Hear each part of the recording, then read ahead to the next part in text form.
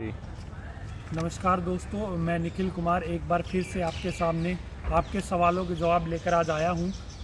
सबसे पहले तो एचएसएससी के कर्मचारियों को तहे दिल से धन्यवाद, जो हमारी इतनी तत्परता से मदद करते हैं। धन्यवाद तहे दिल से एचएसएससी की टेक्निकल टीम को, एचएसएससी के हेल्प डेस्क पर बैठे अधिकारियों को, जो हमें इतने विनम्रतापूर्वक हमारे सभी सवालों का आज उन्होंने जवाब दिया। और मेरा आप सबसे निवेदन भी रहेगा कि जो हमारी वीडियो है आप उस वीडियो को कंप्लीट देखें। ये मैं इसलिए नहीं कह रहा हूँ कि हमारा वॉच टाइम बढ़ेगा या हमारा यूट्यूब पर व्यू आवर्स बढ़ेगा, क्योंकि मुझे उसकी कोई ज़रूरत नहीं है। हमारा चैनल पहले से ही मोनेटाइज है, तो इसलिए मैं आप लोगों को कह रहा हूँ, क्योंकि आखिर तक मैं बहुत सारे ऐसे सवालों के जवाब देता हूँ जो आपके लिए ज़रूरी होते हैं, और आप उन्हीं सवालों के जवाब मुझसे बार बार टेलीग्राम पर पूछते रहते हैं। तो दोस्तों, इससे आप भी परेशान होते हैं और मैं भी परेशान हो जाता हूँ एक ही सवाल का बार बार जवाब देकर। तो इसलिए मेरा आपसे निवेदन है कि आप सभी सवालों को और वीडियो को कंप्लीट देखें। उसमें लगभग आपके सवालों के जवाब मैं दे चुका हूँ, पिछले वाले वीडियो में भी और अब आने वाले वीडियोज़ में भी।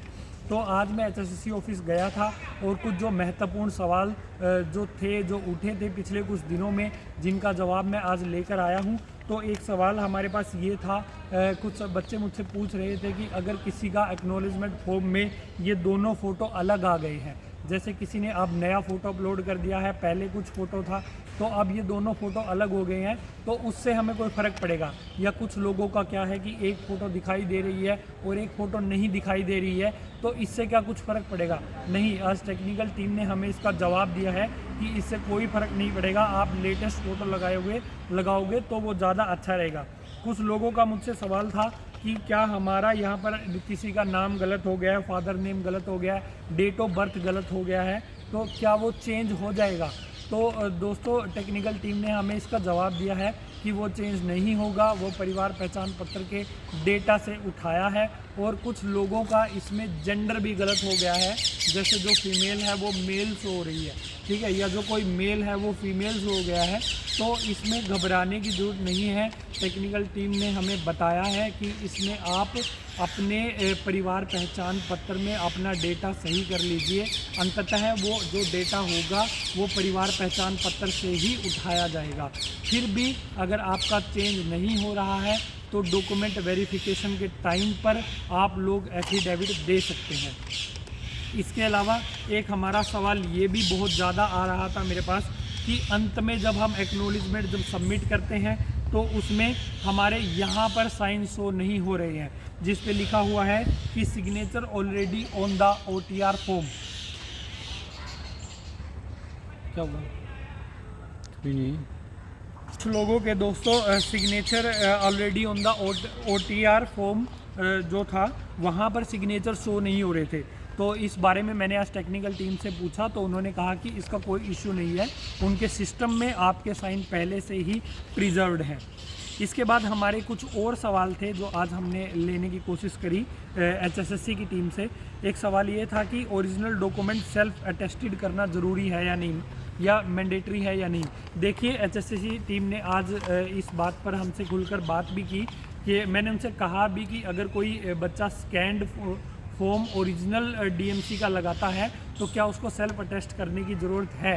तो एचएसएससी टीम ने हमें कहा कि जिन छात्रों ने फॉर्म भर दिया है तो उन्हें कोई ज़रूरत नहीं है, परंतु अगर जिन्होंने फॉर्म नहीं भरा है तो वो छात्र अपनी डीएमसी को प्रिंट निकाल कर उसको सेल्फ अटेस्टेड करके भी अपलोड कर सकते हैं। हालांकि इसमें कोई गलती नहीं है अगर उन्होंने स्कैन फॉर्म में भी उसको डाल दिया है। तो एक सवाल हमारे पास ये भी आ रहा था कि जो हैवी लाइसेंस है, जो बच्चे उसमें अपना हैवी लाइसेंस जब अपलोड करते हैं तो उसमें वो डिटेल मांगता है, मार्क्स मांगता है।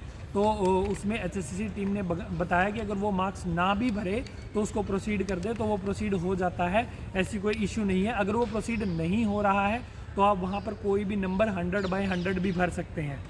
इसके बाद एक सवाल हमारे पास था कि प्रीवियस डिटेल में साइन गलत था, फिर एडमिट कार्ड में सही हो गया और अब फिर वही प्रीवियस डिटेल वाला ही साइन पिक हो रहा है। तो इसमें घबराने की ज़रूरत नहीं है। आपका जो एडमिट कार्ड आएगा उसमें नया साइन ही आएगा जो नया आपने अपलोड कर दिया था, ठीक है।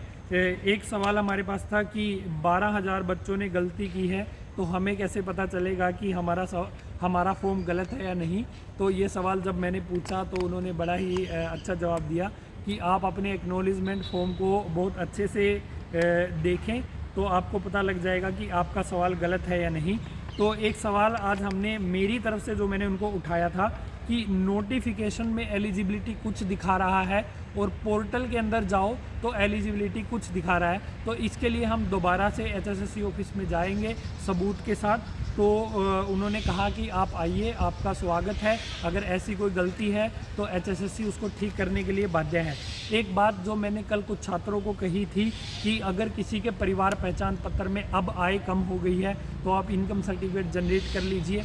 तो कुछ लोगों ने मुझे ही विरोधाभास के तौर पर प्रयुक्त किया। उन्होंने कहा कि आपने कहा था कि जो इनकम है वो 31 मार्च तक की देखी जाएगी, परंतु आज आप कह रहे हैं कि आप income certificate cut off date का जनरेट कर लीजिए। नहीं, मैं ऐसा नहीं कह रहा हूँ, पर मैंने सिर्फ इसलिए कहा था क्योंकि आपकी सेफ साइड के लिए आपके पास एक ऐसा सर्टिफिकेट हो जाएगा जिसमें एक स्टेबल इनकम रहेगी, जिससे आपकी परिवार पहचान पत्र में जो अनस्टेबल जो इनकम है वो हिलती रहती है, उसका फिर कोई महत्व ज़्यादा रह नहीं जाएगा।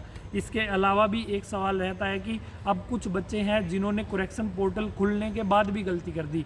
देखो भाई, इस चीज़ का कोई इलाज नहीं है, आप गलती करते रहिए, आयोग बार बार डेट बढ़ाता रहेगा आपके लिए, तो ये आयोग नहीं कर सकता ना। ऐसे तो फिर जो आपका एग्ज़ाम है वो जुलाई से दिसंबर में चला जाएगा। तो आपने अगर करेक्शन में भी अगर आप करेक्शन मांग रहे हो तो वो नहीं हो सकता। तो इसीलिए अभी अपना फॉर्म या आप ठहर कर भर लीजिए, वेट कर लीजिए, कोई इश्यू आ रहा है तो हमसे टेलीग्राम चैनल पर पूछ लीजिए, पर ऐसे मत भरिए कि आपको दोबारा करेक्शन में करेक्शन मांगनी पड़े। ये आज के लिए बस इतनी ही जानकारी थी दोस्तों, धन्यवाद।